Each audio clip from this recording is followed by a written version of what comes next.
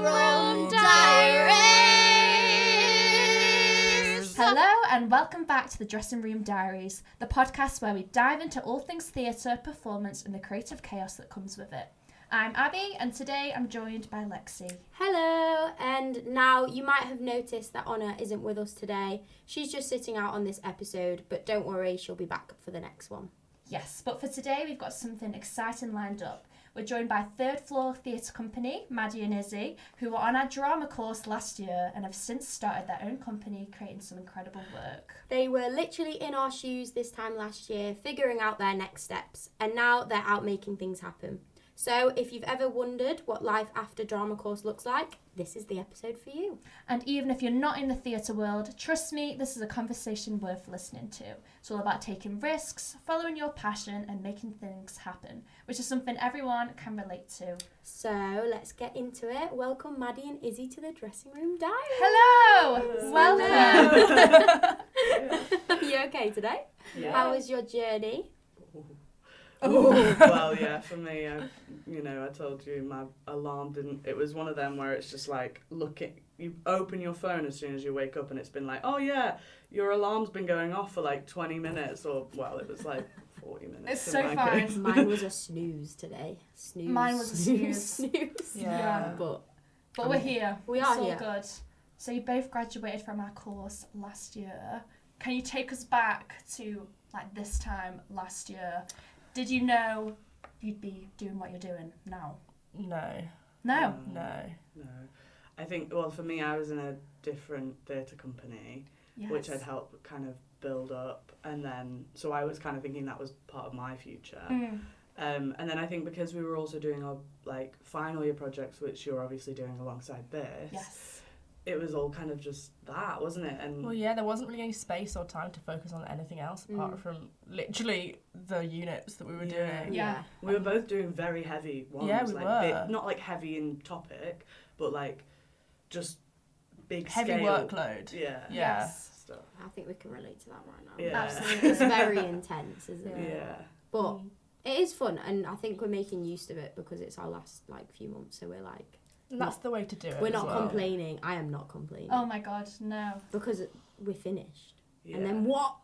But then you also have this. You have this to Yeah, take somewhere. Exactly. And that was always what we kind of thought, was Yeah. that like when we did our show that essentially like produced the theatre company, we were told like, you should tour this, you should do this again. And we were like, okay, and that kind of stayed with us all. We were like, that could work. Yeah. And because the show that we created was workshop based, which was also, that was from our Artist Weekend project, Right. which is where I wasn't able to perform in it, so I became project manager for it, and I had this idea of going, let's all workshop things and Awesome. bring workshops, so that, because we didn't really know what we were supposed to make, No. honestly. All he gave us was the stimulus of George Michael sitting in this chair for the Flawless music video, was it? Yeah. And we were So like, not even the full video, like Is this him Artist just sitting in the Weekend? chair. Yeah. Yeah. Okay. Oh. so we didn't know what to do, and we just came up with these workshops, and then obviously from Artist Weekend going into the next project, you're supposed to take fragments of that Yes. to influence your 3B. So we were like, that workshop kind of style we could do, and we settled on the idea of clowning, didn't we? And circus was another kind of thing. Which came from the like realization that the whole group of us had never done clown, and I apart from haven't Maddie had done it either. a little bit. Yeah. But the other 6 members of the group hadn't done it, and we'd all gone, but why? Why? We're Why? at drama Yeah. school, we really want to. Yeah. So we then used this idea of workshops to then teach ourselves and each other how to clown. And What is clowning? Because I don't completely know. Yeah. If there's a way you can use the... I would say it's a performance style that allows you to kind of inhibit those nostalgic and playful elements of yourself. It brings out a lot of you. Like, even the things that you're insecure about, you accentuate and you play with in order to kind of create this vulnerable, like, character, essentially, that can go off into these different situations, and basically whatever they attack and come across, there's rules with clowning, so with all those rules in mind of what a clown is, they would attack that situation in that way. And so you've got to think of a clown as like a toddler that is not is curious and has Yeah. not interacted with like anything before. So like there's a line in our show that's like, a clown wouldn't see a chair and just sit in it. It would interact with it. It would probably like lick it. It would knock it over. It would be Yeah. like, I what love is it. this? Yeah. And so it's kind of a style that puts you in that naive state, Yeah. but it allows so much possibility for play. With our company, our whole part of our whole like ethos is basically about playing and having fun and trying to get more in tune with the childlike wonder, childlike nature that we all had, and then we're all kind of taught to lose as you become an adult. And so within our workshops and within our devising process and whenever we're doing shows and stuff, it's all about play. It's all about bringing it back to I play. love that. Yeah. And so that's the basis of being a clown. But a clown, the tagline of our show is it's a lifetime of work, because it is figuring out your clown doesn't happen in 6 weeks. No. You can make a good start, you can have a good go, but you're not going to get there, you know. Yeah. So we're actually off to training and stuff tonight, and we're doing lots of you're always developing your clown, or like all Absolutely. the time. Yeah. And that's another thing, is that so clowning, I would say your clown is realistically an extension of yourself, but it's kind of not supposed to be. So like if you went to like Lecoq, he would be like fine neutral, fine neutral, fine neutral, fine neutral. No one can ever get there. Like that's not true. And so like it's what we kind of did was this idea that clowning, it is an extension of yourself, even though the big gods of clowning want you to believe it's not. Yeah. And maybe we're saying something quite radical in the clown world That's right okay. now. But it's like our kind of ethos is that it's like it can be an extension of yourself, and what we're trying to do is take you back to that playful side, that naive state that you were in when you were a kid, and just kind of let it go and flourish, and just have fun. I love that. Because so much theatrical material, so much like I would say like good fun loving work comes from a playful side and a playful nature. Definitely. If you're just serious and you're like, I want to make an impact, I want to do this, that is fine, but let yourself also bring in the light. Yes. And I think clowning helps with any situation. It's also with something that. we figured out, like, because we didn't do every project at uni together. We actually only did this. Yeah, I was going to ask that. I was No, going to we say, didn't. how did you guys start working together? We were put in. Well, we'd worked together a bit in first and second year. Yeah, like random groups and stuff like that, but not set projects. But then for Artist Weekend we were in the same group, Yeah. but it was a group of like 11, I think. It's a lot, isn't it? A lot. Yeah. And then we worked together for 3B, and then not again for the rest of the year. Oh, really? And just came back together at the end of it and were like, should we start completing? Yeah. What kind of made you decide, let's go back to 3B, let's continue this? We all really loved working together, because this company's not just us two. There's 5 of us course, in the company. But we all really loved working together. But we also knew that it was a finished, well, not finished show, but it was a show that could be complete. Yeah. That had legs because of the workshop aspect. It was actually something Maddie suggested about being able to use the workshops and the show sort of hand in hand and create a company that had 2 strands, an educational strand, Yes. and a strand where we can still perform. Yeah. Because we all got out of uni, we went, we want to still perform. Let it go, yeah, definitely. So like when I was in college, so I went to a performing arts college, and we had these workshops come in all the time. And like Izzy said, I'd done clowning training before. That was at college through these workshops, but also through my lessons. And I kind of know how they're received from a college, and that they clearly have the budget for it because we have them. So I was just kind of like, wow, there's a pot of money there. No. But you have to think about those things. Yes. It's either, you can become self-funded, or you can apply for like Arts Council, or there's grants and bursaries. It's a lot of work, but if we start off by formulating these workshops that we brought to each other, and then make them suitable for an age range of colleges, we can offer them there and then be able to put on the show in their city where they are. So say it was Liverpool, we could put it on, we could take it to a college there and then put it on at a theatre there. and then offer them discounted tickets to come see the show and see what they'd worked on in the workshop, and it aligns. Yeah. So they kind of see what we were doing, because we're not here going, look at our brilliant show. It's more, look at the way we devise to make the show. We're using the same techniques.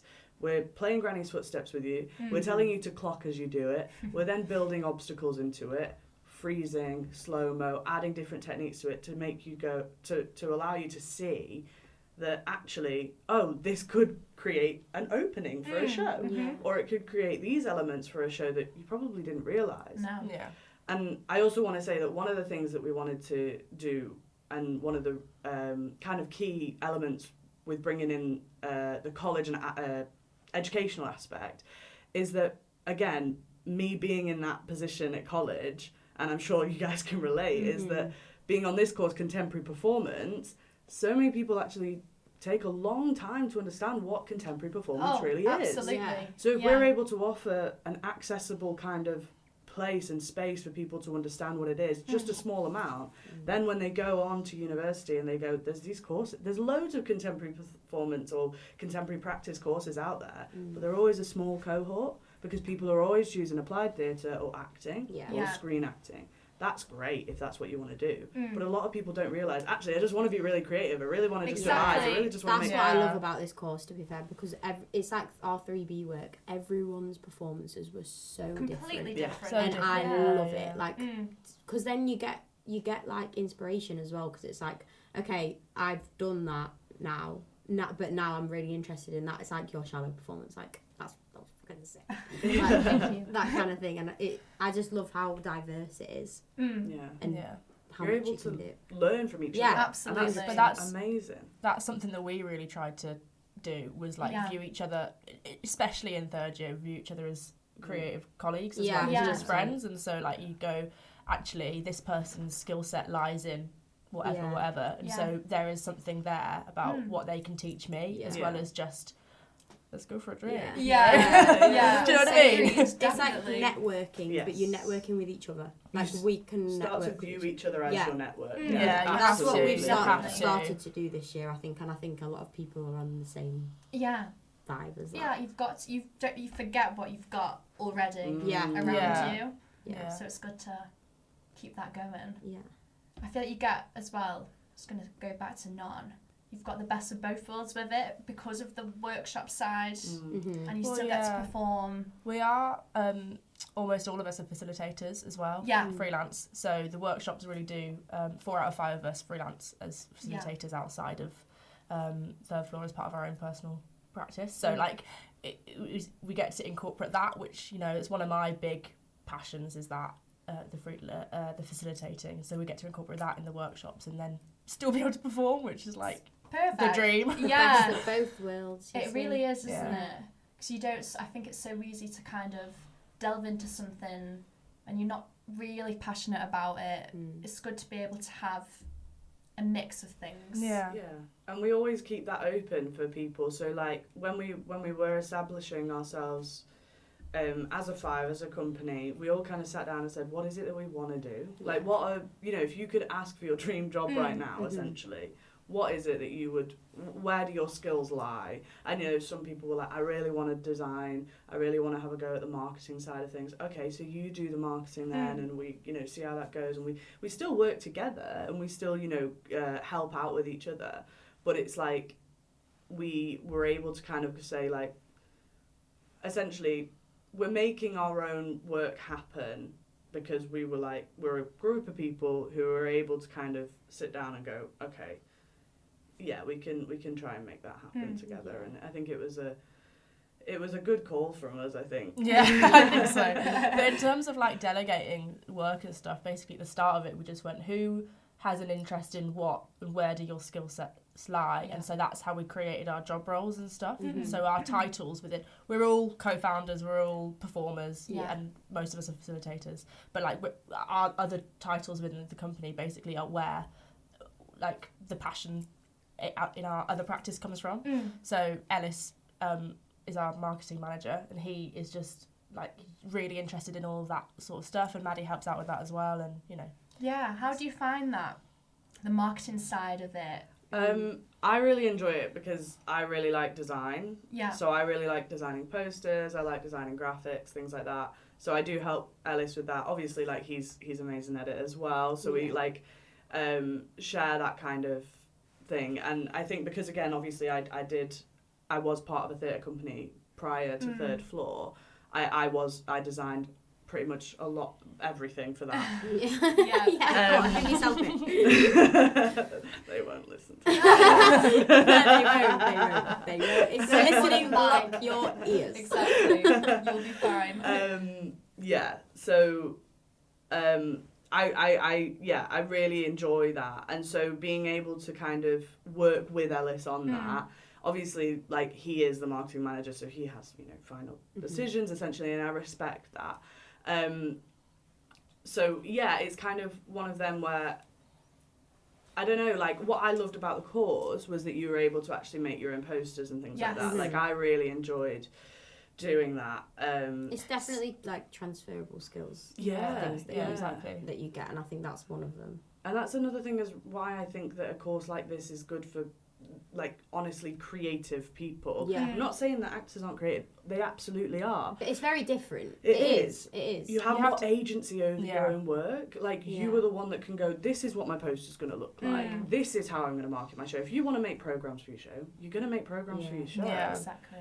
You can design your lights. You can design your sound. Like you have so much agency and that sets you up so much We better. spoke about this in our first episode, the difference between like film and theatre or things like that, and there is such a massive difference, I think, anyway. And that was our discussion about it, like what you take from that, but what you take from that. And I think, to be honest, I think we came up with more from theatre. Absolutely. But yeah.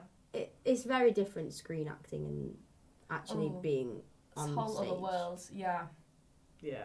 But no, there is so much. You don't realise how much comes from this course that you can take onwards. Even the difference between obviously screen acting and then theatre, but then even the different nuances within theatre. Yeah, like exactly. I essentially midway through second year went, I'm not doing any more heavy stuff. No. I'm done. Yeah. I'm done I with just wanna anything have fun. traumatic. Yeah. I'm just going to make fun work. And because that is at the root of what I do, in the same way that it's to do with Third Floor, but at the root of what I do in pretty much every aspect of my life, not only theatre, is fun and is play. And so I'm like, I just want to make some stuff that's fun and have a play. Like, I just want to be a big kid, So I stopped doing but I had the choice to do that, If I was on an acting course and they said, hello, I've just cast you as this character and now you've got to cry on stage, I'd be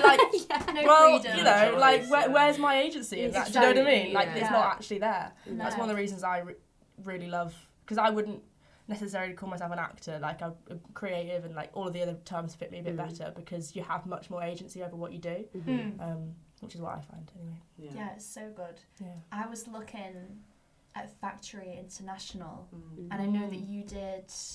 Yeah, was it Lost and Found, the project? Yeah. Tell me about that, because there's so many things on the website. It was really good. It was really fun. Factory International is mad as a company, as a venue. Like Aviva Studios was supposed to get a tour, too big to get a tour. Like I've seen bits of it, but it was really good. I was basically hired as a drama facilitator, and so we with Odd Arts, who do lots of work, lots of facilitation work in lots of different spaces, but specifically also in probation and stuff, and with not just that, but and with Factory, we've basically devised some workshops around a kids show called Lost and Found, which is actually a book about a penguin.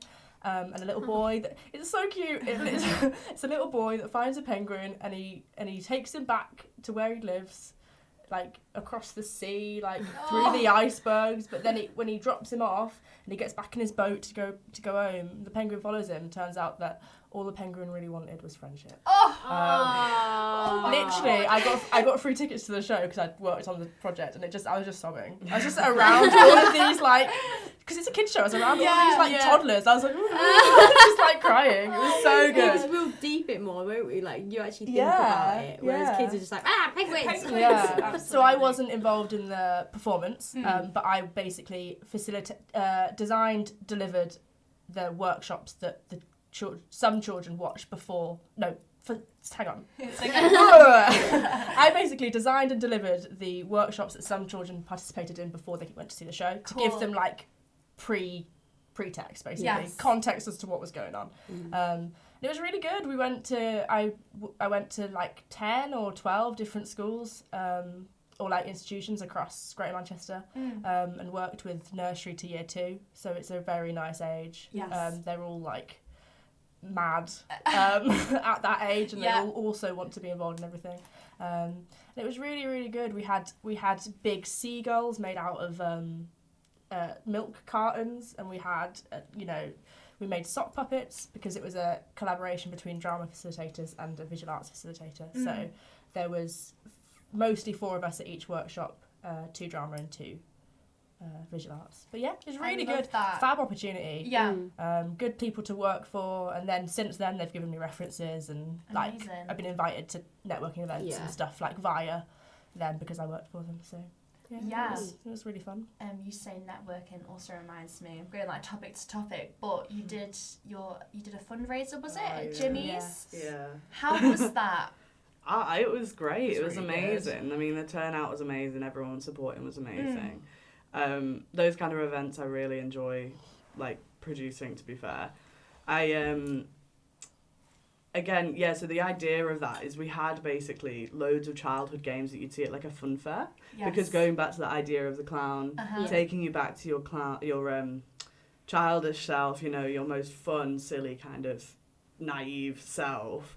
When you go, we actually had gone to a bonfire like in Bury that had like all these like Splat the Rat and Wheel of Fortune, and I was like, this would be such a they just give money, don't they? So I was just like, perfect. Especially when it's like 50p or 20p. Oh, yeah. Exactly, to have a go at splatting. I did not splat the rat once, but I paid to do it. Yeah. But this is the thing, is that we want to be self-funded in as much as we can go. Obviously, we're realistic in knowing that some things we will probably have to apply for. And with the work that we do, we are seeing that we would make a good application for ACE with the workshops and the educational aspect. However, we also wanted to use it as an opportunity to launch the company so that people could come and kind of find out a bit about us. And so, like all the kind of things were clown themed, they were all kind of, third floor themed, that kind of stuff. We collaborated with artists who made like posters for us, and because we did like pin the red nose on the clown. So like our friend Emily, who was on the course as well, she created these posters that had these clowns on it. So it was a really great opportunity to kind of to bring people together to kind of learn a bit more about us, and then also be able to kind of raise a bit of money for us to be able to, because what we were doing after was we were R&Ding more of our workshops, and so we wanted to be able to kind of fund that side. All of the money that we raised, we were able to fund the R&D for the workshops, and then the first lot of delivery as well. Perfect. Which was really good. Yeah. It's really good. Go on. I was just going to say, I feel like that is always first thing in my mind when we think about what's next. It's like money. Funding. Yeah. Yeah, 100%. And I think, would you say, do you both still live in Manchester? Yeah. Yeah, would you say that's a big thing, like where, because we asked Jake and Chris this as well, like where you live. Well, like I stayed in Manchester, even though I probably couldn't really realistically afford it, because we were like, we're going to start this company. It's where you are when you start to make the connections, and I already had sort of like half a foot in the door in the freelance facilitation world, and I was like just trying to kick it open a bit more. But if I'd have gone back, I'm from Birmingham, it's still a big city, but like it's not where my connections are. No. Do you know what I mean? the whole company's still in Manchester, and that's perfect. Very useful. Yeah. For me, I again going back to the company that I was in, that was based in, well, the three of them were based in Liverpool. Right. And I used to be, and that was one of the reasons why I was part of the company. But then I moved to Manchester, and I found it really difficult to kind of, the distance was hard to be able to communicate properly and effectively. But also, I know that then one of them moved back home to Norway, another one moved to, I think two of them have moved to London now. Nothing's, you know, that's their thing. But what I'm saying is that if you do, you know, basically, I've not seen much happen, and that could be for any reason. I don't know why. They could have, you know, taken a break or whatever. But from the outside, you know, distance, it makes it harder. You constantly have to have your Zoom calls, and that's okay to keep communication up. However, I think being able to have meetings together where we're all working together, where we've got a big flip chart on the back of a door, or where, you know, we've hired out a meeting space so we can be in a space that's separate to our own homes, but we're still together in person. You know? Having in-person meetings and rehearsals, like, such a difference, honestly. And so for me, I think absolutely, like, being together is a good thing, but also I would say about Manchester and like, if we're talking about what actual city is good, I would say Manchester is brilliant, because I think it's such an opportunistic city. It is. I say it all the time, but like, I lived in London where it's dog eat dog. It's like, you've either got to have all the qualifications, the right drama school you went to, the right connections, and then you're in the door, or it's like absolute luck and you're picked off the street. But Manchester, it's like, you could walk into a theatre and go, hey, like, just, have you got anything going on that I could maybe just shadow? And people are like, yeah, come in the door, you know, like, people are so much more open to giving people a chance. That's how I got most of my work, to be honest, is just by working on one thing, chatting to the people there, and they go, oh, we've got something that maybe being a nice person is a good thing.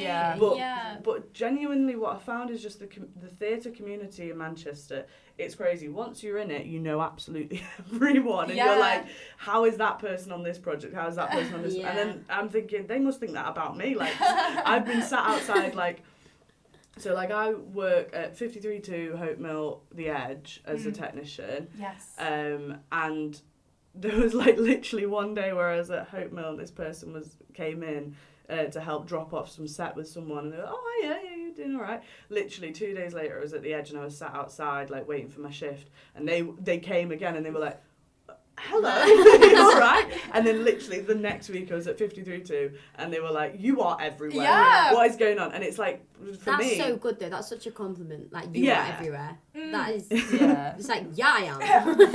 I'm everywhere. Absolutely. Yeah. But Maddie also just knows everyone as well. Like, in the company, we're like, right, okay, so we need whatever. Maddie's like, yeah, so I know. And it's just great. It's I'm such a messaging good them now. resource. Like, not calling you a resource, but like, your like backlog of people. I remember you saying that when you guys came in for the talk with us. You were like, mad. But Matt, yeah. But this is the thing, is I started doing my freelance stuff as much as I could, even taking freelance stuff that was completely unpaid, because I was like, I know I don't have the experience now to be able to take this. And I started that in like halfway through my second year, because I went to the Fringe for the volunteer program in 2022, which I have certain things against it, I have certain things for it. Like, I do believe people should do it, but I think that it's a system that just needs looking at, to be honest. And to be honest, they might have sorted a lot of the things out. It's been a few years. Do you know what I mean? I'll give it the benefit of the doubt. But literally from that, I was a techie at the Fringe, teching 6 out of 9 shows at this venue every day. Wow. You know, like, constantly working, like, basically managing a venue with one other person, and we're both volunteers. Like, it's a lot of responsibility, but it teaches you quick. So much experience, And so then, like, as that kind of came round, like, going into my third year, that was going into my second year, I then, one of the companies from that, they were like, oh, we've got a show on at home, do you want to come and they said shadow assistant direct, because I was telling them that I wanted to direct at that time, and they were like, yeah, cool, yeah. I was like, oh my god, amazing. It's part of Push Festival. Yes. So I was like, that's great. And then I ended up doing a bit of stage management for them, because in my nature, I'm just helpful. Like, I just like to, like, if you need this doing, I'll do that. And by the end of it, they went, we've sold out our run. Like, we actually have money to pay you if you want. And I was like, if I want. Can't say no on that. Wow. And so then, yeah, from that, it kind of, it just snowballed into, okay, that's a bit of experience, that's a bit of experience, that's a bit. And then I was able to kind of go, okay, these venues that I'm working with are knowing who I am. They every time I'm coming back, they're like, oh, right, we've got this for you. Can we just keep you on our books for, you know, this? But and so then I was able to say, this is my rate, this is all of that. And kind of look at it a bit more professionally and say, like, actually, I am a working freelancer now in this. And be able to just kind of, well, put myself up for opportunities with the experience. You know, my CV at that point was then I was able to deliver one that was full of things. You know, when you kind of have a CV and you're like, there's like 2 things and you're like, how can I make this longer? Yeah, that's literally me right now. That is literally me right now. I'm put this on it. And I'm like yes, yeah, that's a tip I say. Like, put all your uni shit on it. Because, all like, of the projects. They don't need to know it was part of uni. Yeah, true. And it's not a bad thing that it was part of uni, because it made you do it. Do you know what I mean? It helps you get going with stuff. Yeah. That's a great tip. To say that you ran a podcast is like, and you know, you've interviewed 2 fully companies, like that's the proper big thing. Do you know what I mean? Yeah. That's good to know. Yes, come I'm on. gonna do my CV when I go home. I know like a lot of people on our course will be listening to this. Do you have like any advice for people who don't know what they want to do after this course? That's a good question. I think be open to things and to different opportunities and stuff. As I said, I am a freelance facilitator by like trade, I guess. However, recently at a free facilitator job, I ended up doing tech. I have literally had never done tech before, and the woman was like, "So I've put you on lights and sound." I was like, "Okay." And I had like a headset and like a laptop and buttons, and I didn't know what I was doing. I didn't have a clue. I was like, I work normally with the people performing. Like, I'm normally helping that. So, but yeah, no, I did that and I loved it. It was great. It was it was totally different to what I would normally do. But now I can be like, right, I've tech 3 shows. Yeah. Do you know what I mean? And it helps. I've not done anything since then, but this was only like a month ago. Exactly. So there's more to come. Yeah, so be open definitely. to and saying yes to things is like one of the biggest things, definitely. But also being a nice, friendly, approachable person that helps people out is a big thing. Being able to be open with your communication, massive in this industry. Like, you just have to be clear, honest and nice, I think, personally. I would say kind of hone in or like have a think about the things that you enjoy. Like the things that actually make you kind of smile, I guess, you know, that's kind of cute.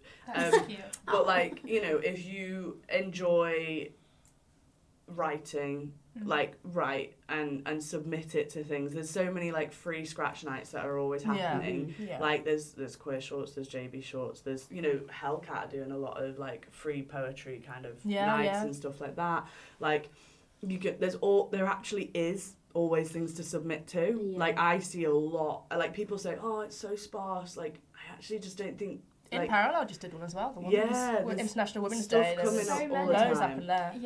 But that's just on writing, for example. But I would say, if there's something that you enjoy, focus on that, and you know, either if you can afford it, go to the classes. You know, if it is acting and performing, there's again so many acting classes out there. Keep it going until you kind of find that spark that makes you go, that's what I want to do. Yeah. Because it's like it doesn't.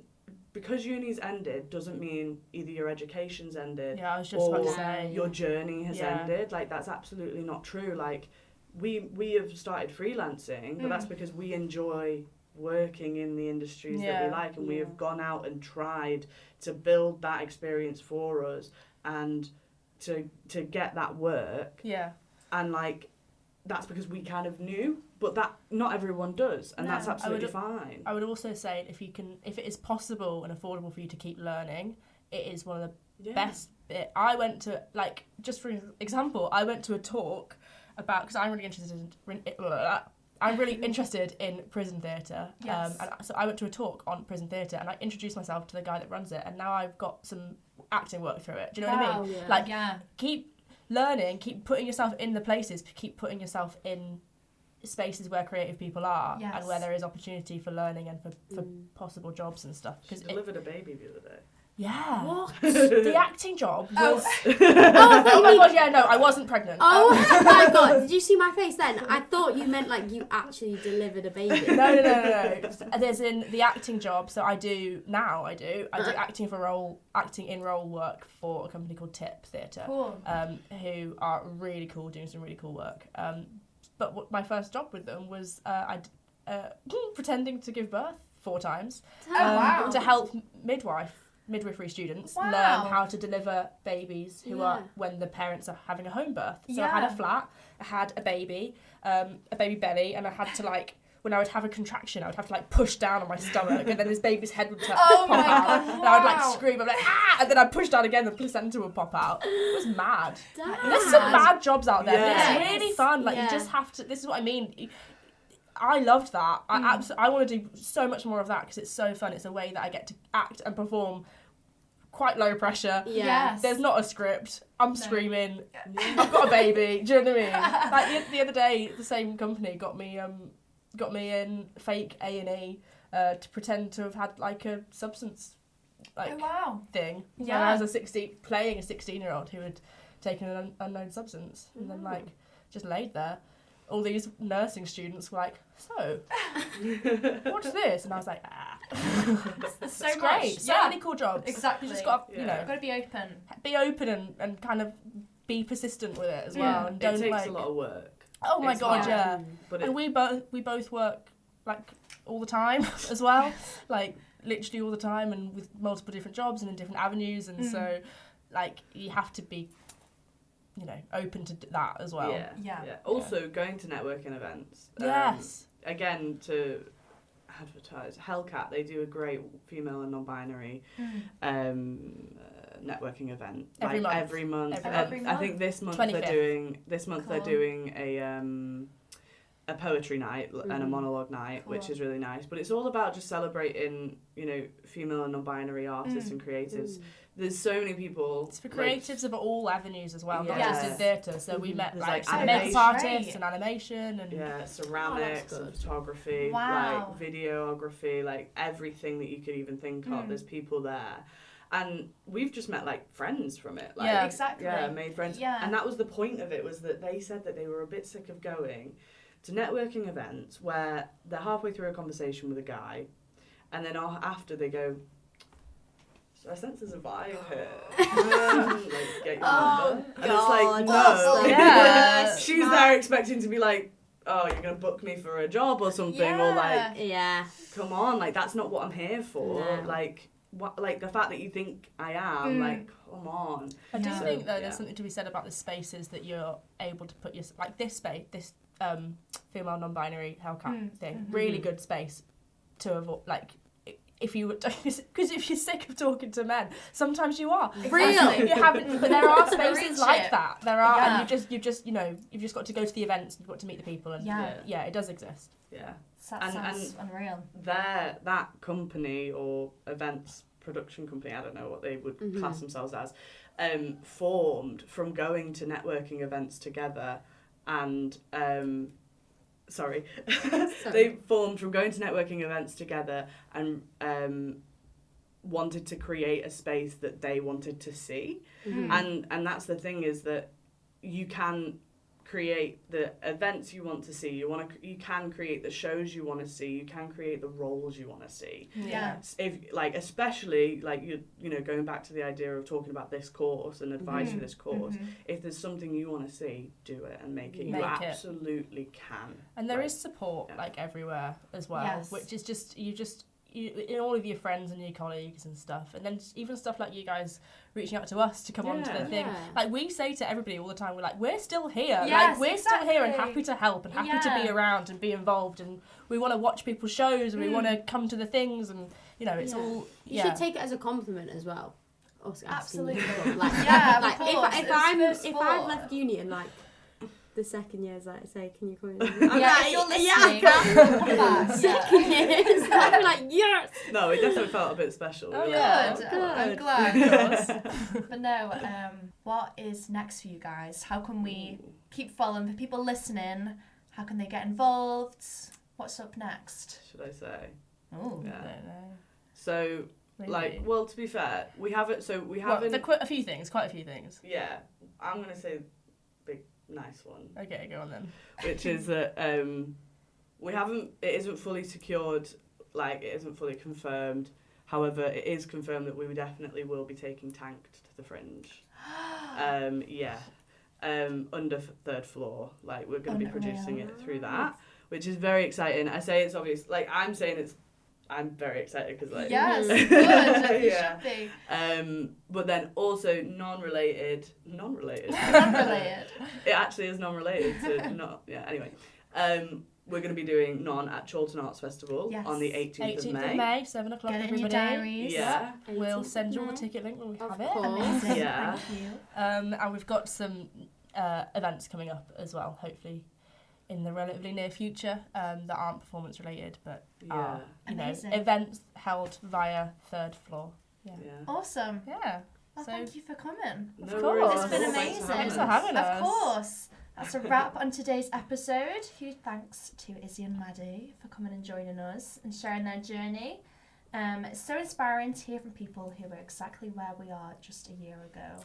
It's been amazing to get their insight on what comes next after our course, and honestly it just proves that there's no single path in the arts and you've just got to make things happen for yourself. Exactly. Whether you're in theatre or not, I think there's something really valuable in hearing how they've navigated challenges and found their own way. And of course, thank you to everyone listening. We love having these conversations and we hope that you're enjoying them as much as we are. Make sure to follow the podcast so you don't miss out on the next episode. We'll be back with another amazing guest. And don't forget, Honor will be back for the next episode, so stay tuned for that. Thank you, Maddie and Izzy, for coming. Thank you. Thank for having you. us. Until next time, thank you for listening. Bye. Bye. Bye.